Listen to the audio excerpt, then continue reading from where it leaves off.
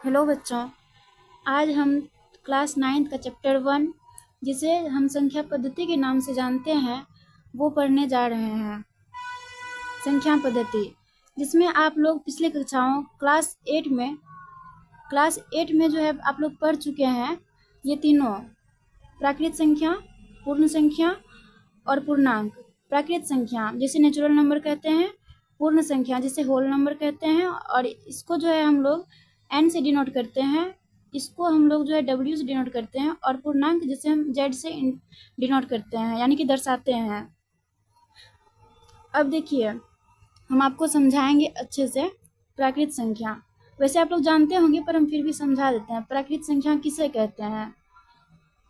गिनती में 1 से शुरू होकर अनंत तक जाने वाली संख्या को प्राकृत संख्या कहते हैं। और पूर्ण संख्या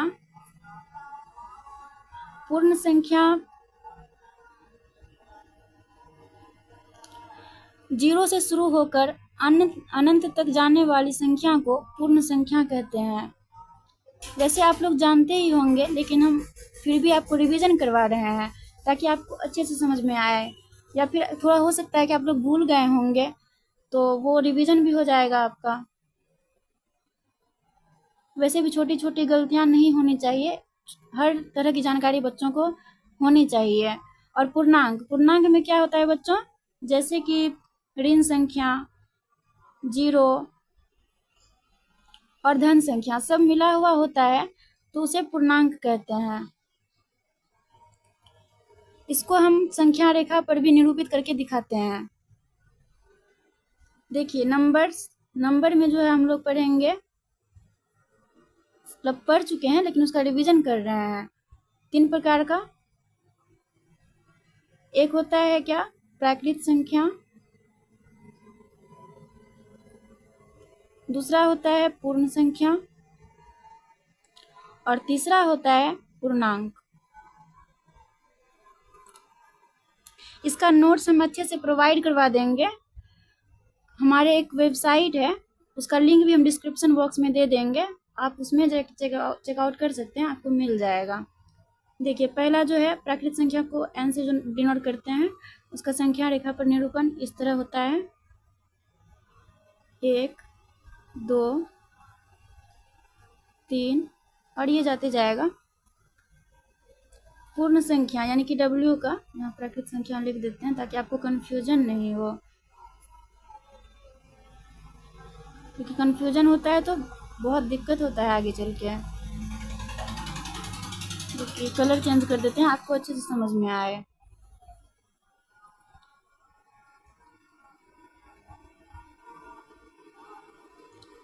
पूर्ण संख्या ये जो है 0 1 2 3। वैसे आप लोग बचपन से ही पढ़ते हुए आ रहे हैं, लेकिन हमारा फर्स्ट क्लास है तो हमारा कर्तव्य है आपको सब कुछ बताना, अच्छे से समझाना, ताकि आपको सब कुछ समझ में आए।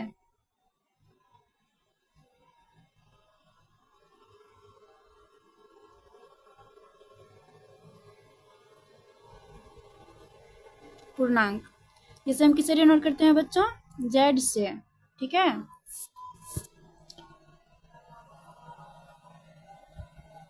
इसमें माइनस से शुरू होगा, ऐसे डॉट डॉट दे देंगे ताकि उधर भी जाते जाएगा और इधर भी।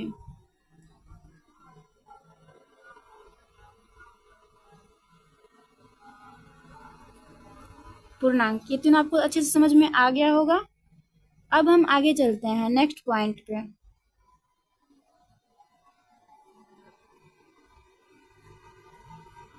देखिए, ये जो हैशटैग है, 1 मिनट,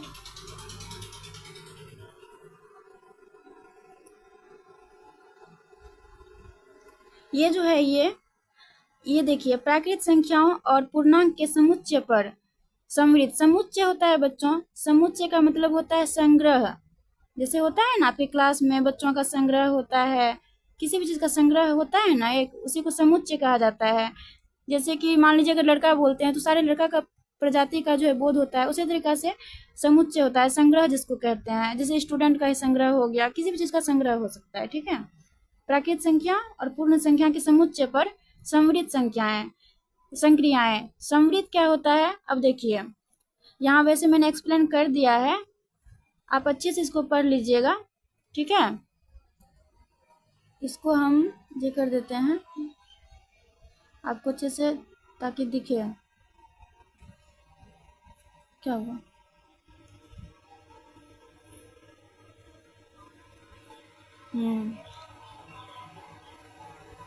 देखिए इसको हम फ्रेश कर दिए, और फ्रेश करने के चक्कर में हम बहुत कुछ फ्रेश कर दिए हैं। इसको लिख देते हैं फिर से। अरे क्या कर रहे हैं हम, पेंसिल से W पूर्णांक। देखिए प्राकृत संख्या और पूर्णांक के समुच्चय पर समृद्ध। अब समृद्ध क्या होता है, आपको कंफ्यूजन ना हो इसलिए हम अच्छे से यहाँ समझा दिए। समृद्ध देखिए, जैसे दो प्राकृत संख्याओं का योगफल भी एक प्राकृत संख्या होगा। फॉर एग्जाम्पल प्राकृत संख्या क्या होता है, गिनती में आने वाली संख्या, जैसे कि 2 + 3। योग का मतलब जानते ही होंगे आप लोग, योग मतलब होता है प्लस करना, किसी भी चीज को जोड़ना, ठीक है। तो कहाँ गया इरेजर, तो योगफल होता है किसी भी चीज को जोड़ना, योग। हम यहाँ पर इसको स्टार मार्क करके योग का, वैसे आपको पता होगा पर हम फिर भी डिनोट कर देते हैं। तो जैसे होगा क्या होगा, ये 5 होगा। आप सभी जानते हैं कि ये 2 भी प्राकृत संख्या है, 3 भी, और 5 भी एक प्राकृत संख्या है। तो प्राकृत संख्याओं का जो है योगफल, ये भी प्राकृत संख्या होता है। तो वही उसी को जो है समृद्ध कहते हैं। इसी इसका जो ये गुण जो है कि 2 प्राकृत संख्याओं का योगफल भी प्राकृत संख्याओं का, इसी गुण को समृद्ध कहते हैं, ठीक है।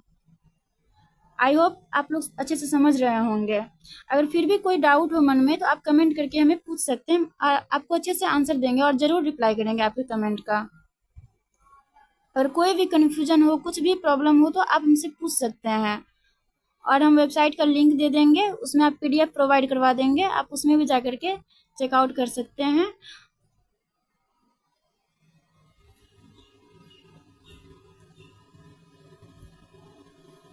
अब हम लोग थोड़ा थोड़ा आगे बढ़ते हैं। देखिए वो जो तीनों था प्राकृत संख्या, यानी कि हम बता देते हैं एक बार फिर से लिख करके, ताकि आपको अच्छे से समझ में आए।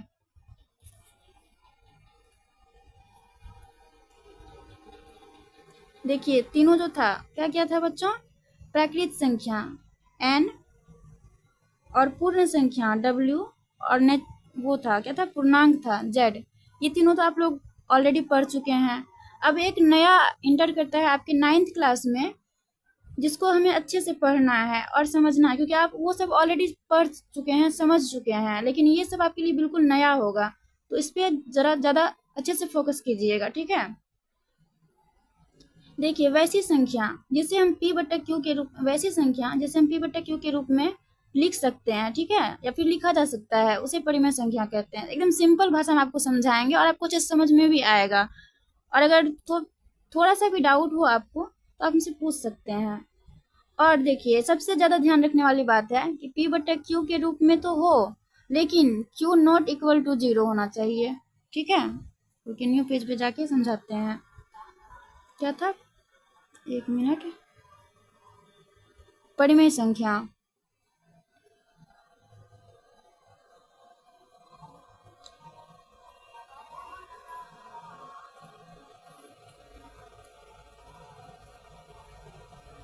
परिमेय संख्या था बच्चों, परिमेय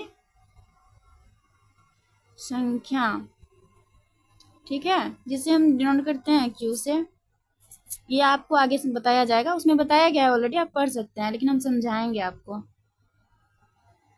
इसको डिनोट कर सकते हैं, जिसको हम P/Q के रूप में लिख सकते हैं। इसमें 2-3 बातें हैं जो ध्यान रखने वाली है। पहला तो ये है, दूसरा ये है, सबसे इम्पोर्टेंट ये है कि Q नॉट इक्वल टू 0 होना चाहिए। अगर Q 0 हो गया तो वो अनडिफाइन हो जाता है।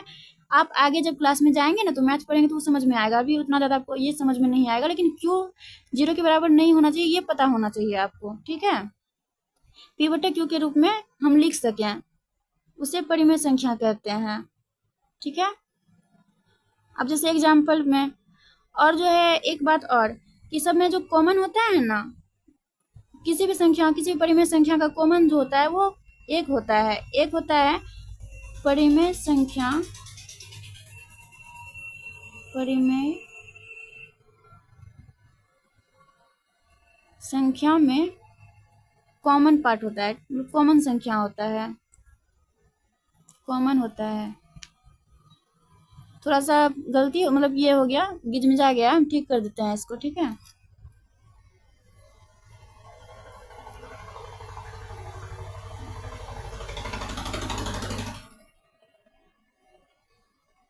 ओहो।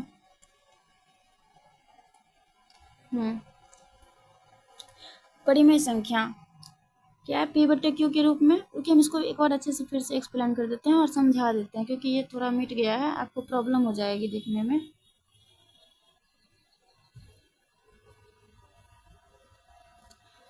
तो पहली इसमें बात है परिमेय संख्या में कि पी बटे क्यू, ये रूप आपको एकदम से याद रखना है। जैसे आप अपना फेस को पहचान लेते हैं तुरंत, वैसे इसको भी पहचानना है आपको कि परिमेय संख्या जहाँ देखें दिमाग में जो है ना एकदम से लाइट जल जाना चाहिए, एकदम से जैसे कि तुरंत रिएक्शन आना चाहिए आपका कि पी बटे क्यू और क्यू नॉट इक्वल टू 0।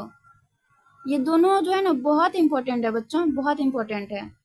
इसको आपको एकदम से आपके जो है ना जैसे ब्लड अगर चीरा जाए तो ब्लड से ये बाहर आ जाना चाहिए, ऐसा हो, ऐसे दिमाग में बैठा लीजिए इसको। अब एग्जाम्पल के लिए जैसे कि 3 हो गया, 2 हो गया, कुछ भी आप ले सकते हैं।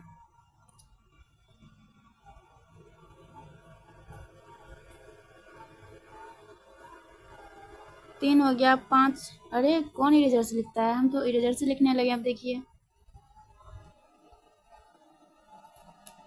तो ये सारे एग्जाम्पल्स हैं, एग्जाम्पल, ठीक है। अब हम समझाते हैं आपको।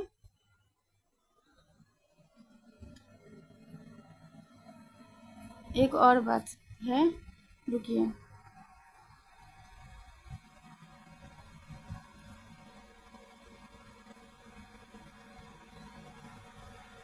एक और था उदाहरण के लिए, क्या अद्वितीय नहीं होता है। हाँ, ये बात बच्चों ध्यान रखने वाली बात है, बहुत ध्यान रखने वाली बात है कि किसी भी परिमेय संख्या का जो पी बटे क्यू रूप, किसी भी परिमेय संख्या का पी बटे क्यू रूप ये यूनिक नहीं होता है, अद्वितीय नहीं होता है। ऐसा नहीं है कि हम जैसे कि एक पी बटे जैसे 1/3 लिख दिए तो ये हमेशा 1/3 होगा, इसका और कोई रूप हो ही नहीं सकता है। जैसे कि आप अद्वितीय हैं, पर ये परिमेय संख्या का जो है ना पी बटे क्यू रूप, ये अद्वितीय नहीं है। हम 1/3 को एग्जाम्पल के लिए आपको बता दें कि 1/3 ये क्या है, एक परिमेय संख्या है। और भी कोई एग्जाम्पल ले सकते हैं, हम बस हम एग्जाम्पल ले रहे हैं, और एक दो एग्जाम्पल आपको दे देंगे। एक इसको जो है हम ये भी लिख सकते हैं 2/6, अगर इसको कटाएंगे तो 1/3 आ जाएगा। इसको 3/9 भी लिख सकते हैं। मतलब जैसे कि टेबल में जैसे कि 4 के बाद 4 को 3 बार पढ़ेंगे तो 12 आएगा, इस तरह से तो वो कटवाएंगे तो 1/3 आ जाएगा। तो ये भी परिमेय संख्या है, और इसको भी कटाएंगे तो वही आएगा निकल करके। तो लेकिन ये वही अद्वितीय नहीं हो सकते। पी बटा क्यू रूप जो है ये यूनिक नहीं होता है, ठीक है। ये बात एकदम से दिमाग में बैठा लीजिए। जैसे आपको हम ये तीनों समराइज करके दे देते हैं। परिमेय संख्या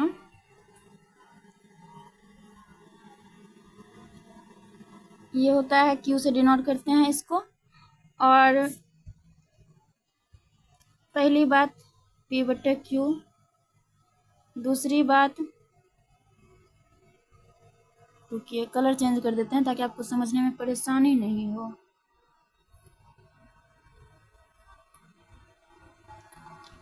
क्यू नॉट इक्वल टू 0, ठीक है। और तीसरी कि पी बटे क्यू निरूपण, यानी कि उसको जो लिखते हैं वही निरूपण यूनिक नहीं होता है, ठीक है। ये इसको नोट कर लीजिए। आप जब पढ़ेंगे तो कॉपी कलम लेकर के बैठिएगा ताकि आपको। तो ये हो गया हमारा, शायद कंप्लीट होने वाला है, हम देख लेते हैं एक बार। हाँ, और बच्चों एक और बात, ये जो हम बोल रहे हैं कि यूनिक नहीं होता है, और एग्जाम्पल भी दिए हैं आपको, न्यू पेज में ही बता देते हैं। जैसे 1/3 को हम 2/6, 3/9, 4/12 और भी 6/18 लिख देते हैं। उसमें तो 5/15 लिए हैं, लेकिन 6/18 लिख देते हैं। तो ये जो है ना, ये क्या कहलाता है, इसका नाम भी पता होना चाहिए आपको। हो सकता है कि ये कहीं क्या कहता है उसको, एमसीक्यू में यानी कि ऑब्जेक्टिव में पूछ लिया जाए, जिसको वस्तुनिष्ठ भी कहते हैं हिंदी में।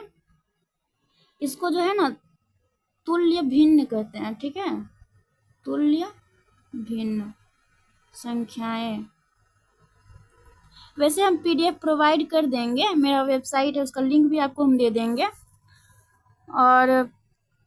और एक बात बताना था बच्चों, अगर कोई भी बच्चा आपके आसपास हो, 11th-12th का भी हो, और आप हमको एक बार बता दीजिएगा कमेंट करके कि दीदी एक 11th का या 12th का जो भी स्टूडेंट है उसके लिए मैथ मतलब क्लास लाइएगा, तो हम ज़रूर लेकर के आएंगे। 11th 12th 9th 10th सारों को हम पढ़ा सकते हैं, ठीक है। थैंक यू बच्चों फॉर वॉचिंग वीडियो। क्या